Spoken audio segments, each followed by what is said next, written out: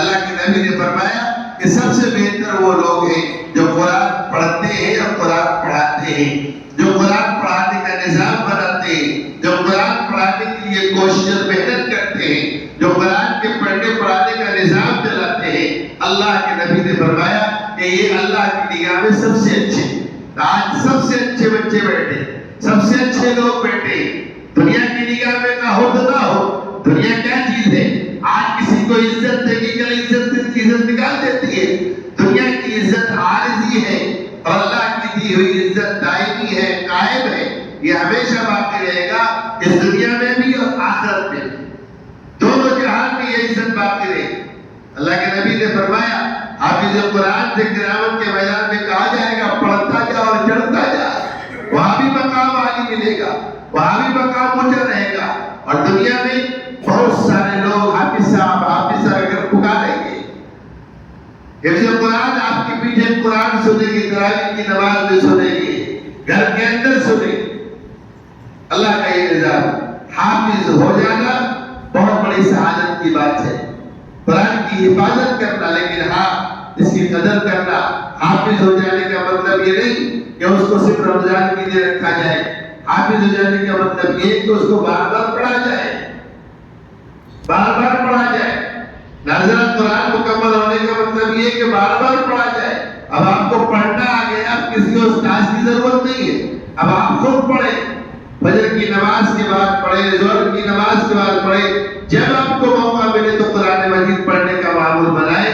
جتنا اس سے محبت، قرآن سے محبت ہوگی، اللہ اتنی دنیا میں بھی عزت دیں گے اور آخرت میں بھی عزت دیں گے۔ ہماری ماں بہنیں یہاں پر آئی ہوئی ہیں، اللہ تعالیٰ نے ماں بہنوں سے اس دین کی حفاظت کا بڑا بڑا کام لیا ہے۔ حضرت مولانا منت اللہ صاحب رحمانی رحمۃ اللہ علیہ، رشیا جب ٹوٹ گیا اور مسلمانوں کو جب وہاں پر اپنے دین کے پڑھنے پڑھانے کی آزادی ملی تو وہاں تشریف لے گئے۔ تشریف لے جانے کے بعد جب وہاں گئے تو لوگوں نے کہا کہ آپ نماز پڑھائیے، اور حضرت نے کہا میں مسافر ہوں اس لیے میں امام نہیں بن سکتا، آپ نماز پڑھائیے، دوسرے لوگوں سے کہا۔ تو لوگوں نے کہا کہ ہمیں مسافر کا مسئلہ معلوم ہے، آپ نماز 2 رکعت پڑھا دیجیے، ہم پوری کر لیں گے۔ حضرت کو بڑا تعجب ہوا کہ 70 سال تک یہاں پر دین کے پڑھنے پڑھانے کا نظام نہیں تھا اور دین کے پڑھنے پڑھانے میں پابندی تھی، ایسے زمانے میں مسافر کی نماز کے مسائل کو کیسے سیکھ لیا انہوں نے؟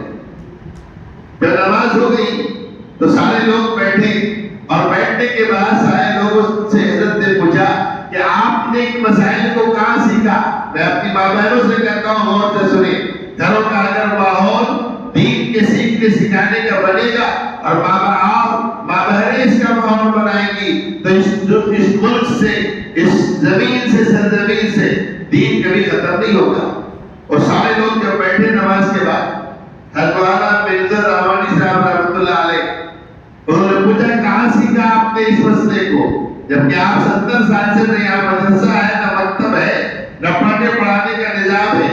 انہوں نے کہا کہ ہم کو یہ سارے مسائل، ہم کو قرآن کی تلاوت ہماری دادیوں نے سکھایا۔ کہاں لے جا کر؟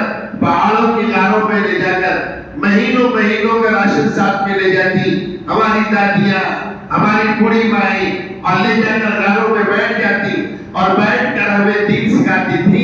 ہم نے دین کے سارے مسئلے انہیں سے سیکھے۔ اس لیے ماں بہنیں جو یہاں پر تشریف لائی ہیں، ان سے گزارش ہے کہ اپنے گھروں میں دین کے پڑھنے پڑھانے کا نظام بنائے، تعلیم کا نظام بنائے۔ بچے جب مدرسے سے پڑھ کر جائے تو آپ ان سے پوچھیں کہ تمہارے استاد نے کیا سکھایا تم کو۔